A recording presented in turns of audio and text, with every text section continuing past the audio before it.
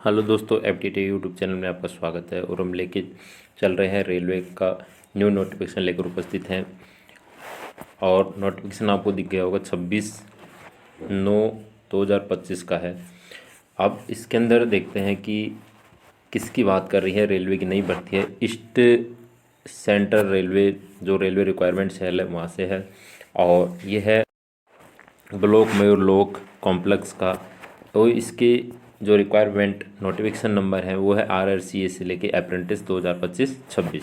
तो नोटिफिकेशन जो है वो है RRB का अप्रेंटिस भर्ती के लिए, जो बम्पर भर्ती है, बहुत ही शानदार। दो नोटिफिकेशन है, एक और है तो उसका भी दिखाएंगे आपको। तो ये है अप्रेंटिसशिप भर्ती है जो 1961 के एक्ट के तहत करवाई जाती है। इसकी जो ओपनिंग डेट है वो है 26/9/2025 और लास्ट डेट है उसकी 25/10/2025, 23:59।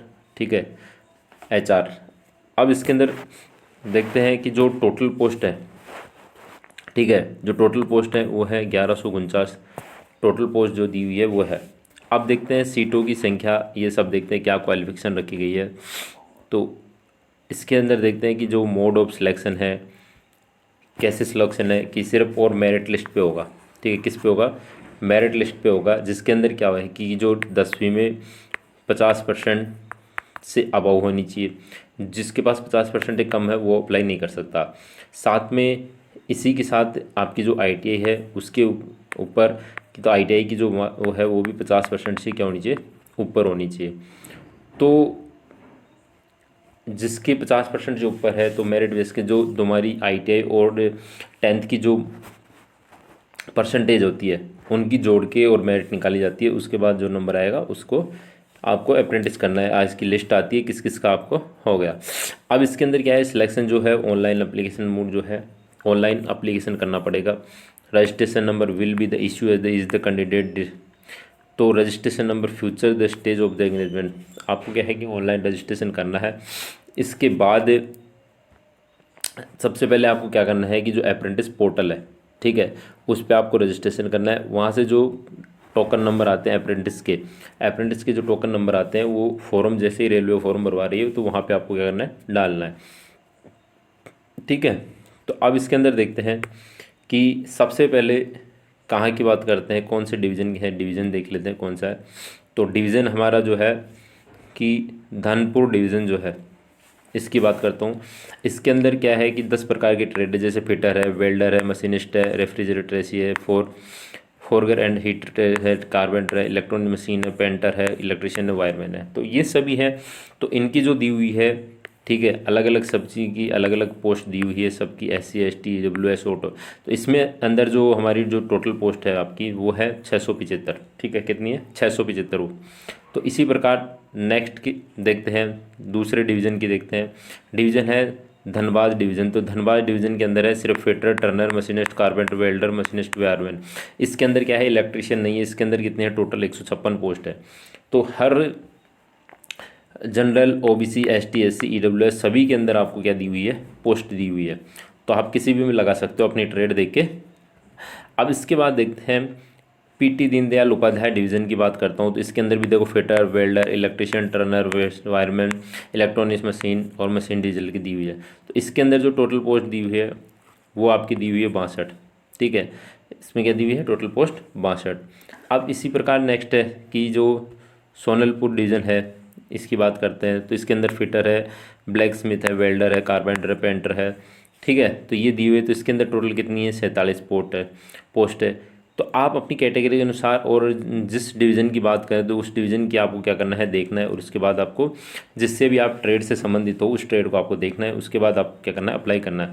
आप इसके देखो समस्तीपुर के अंदर देखो फिटर है, मशीनिस्ट है, इलेक्ट्रिशियन है, इलेक्ट्रॉनिक्स या मशीन है, वेल्डर है, पेंटर है, कारपेंटर है, टर्नर है।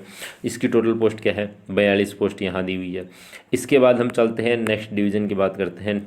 अगला डिवीज़न जो है इसके अंदर दी हुई है plant deposit PT Deendayal Upadhyay के अंदर बात करते हैं। फिटर है, मशीनिस्ट है, वेल्डर है, इलेक्ट्रिशियन है, मशीनिस्ट, ग्राइंडर है, टर्नर है, मशीन है। तो इसके अंदर टोटल दी हुई है 29 पोस्ट है।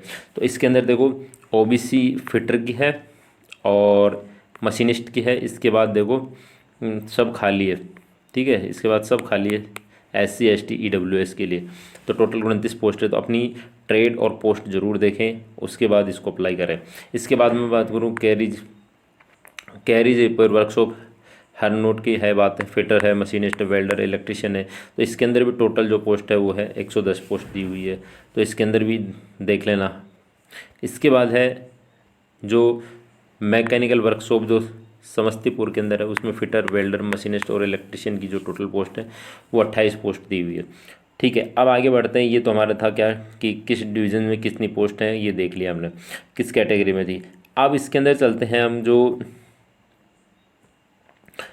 हमारा जो एलिजिबल कैंडिडेट जो कौन कौन एलिजिबल हैं, इसकी जो मुख्य जो डाटा है वो हम बता देते हैं कि कंप्लीट 15 ईयर, ठीक है, जिसकी 15 साल कंप्लीट हो चुकी है वो अप्लाई करेगा, और जिसकी कंप्लीट चॉइस हो गई है, ठीक है, चॉइस एज तक हो गया, वो ही अप्लाई कर पाएगा। ईयर ऑफ द 25/10/2025 तक आपको रहेगा। इसके बाद है एज पर नॉर्म्स की जो गवर्नमेंट के अनुसार छूट है, जो ST SC को है 5 साल की, 3 साल की OBC को है, PWD के लिए 10 साल है कि जनरल, ठीक है, जनरल को 13 साल OBC की है, 15 ईयर ST SC कैंडिडेट के है। ठीक है, इसी प्रकार रिलेशन जो बात करूँ मैं, एक्स सर्विसमैन के लिए 3 साल की छूट है। तो इसी तरह जो एज पर जो गवर्नमेंट रूल्स मिलते हैं उसके अनुसार आपको क्या करना है, बनना है।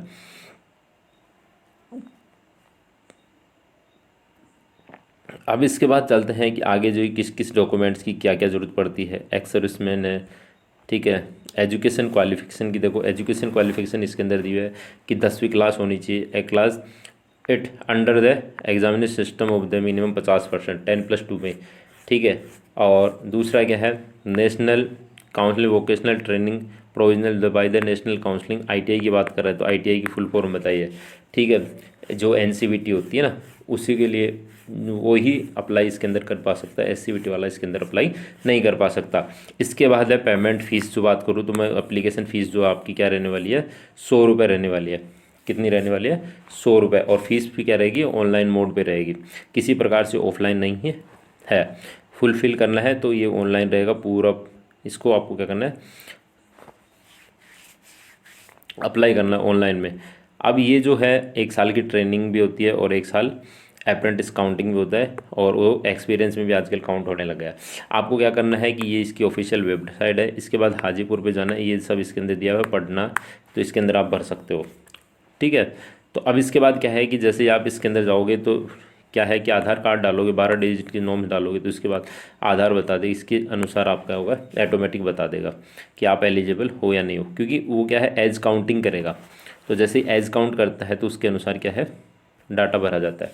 इसके बाद क्या है कि आपको 10वीं की मार्कशीट और ITI की मार्क सर्टिफिकेट लगाना पड़ेगा, ठीक है। तो इसके बाद आपको क्या होगा, SMS या ईमेल नंबर पे आ जाएगा, जो भी है आपका रजिस्ट्रेशन नंबर जो ईमेल और उस पर आ जाएगा। ये इसके अंदर आपको क्या करें, डॉक्यूमेंट्स फिल करना है। तो इसके अंदर आपको क्या करना है, डॉक्यूमेंट्स फुलफिल करना है कि जैसे यहाँ देखो 10वीं की मार्कशीट है, फिर इसके बाद दिया है बर्थ सर्टिफिकेट, वो 10वीं का लग जाएगा, फिर ITI की मार्कशीट, फिर NCVT SCVT। देखो वहाँ नहीं दिया होता, यहाँ दिया हुआ है NCVT और SCVT दोनों अप्लाई कर सकते हैं, ठीक है। कास्ट सर्टिफिकेट आप अप्लाई कर सकते हो, PWD कैंडिडेट के लिए PWD। तो ये आपको डॉक्यूमेंट लगेंगे।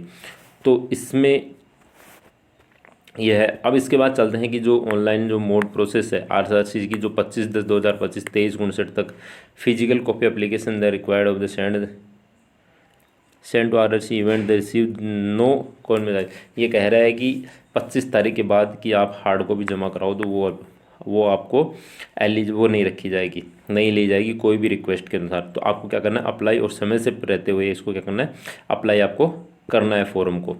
तो ये था, ठीक है, ये थी आपकी क्या मोटी मोटी डिटेल। और इसके अंदर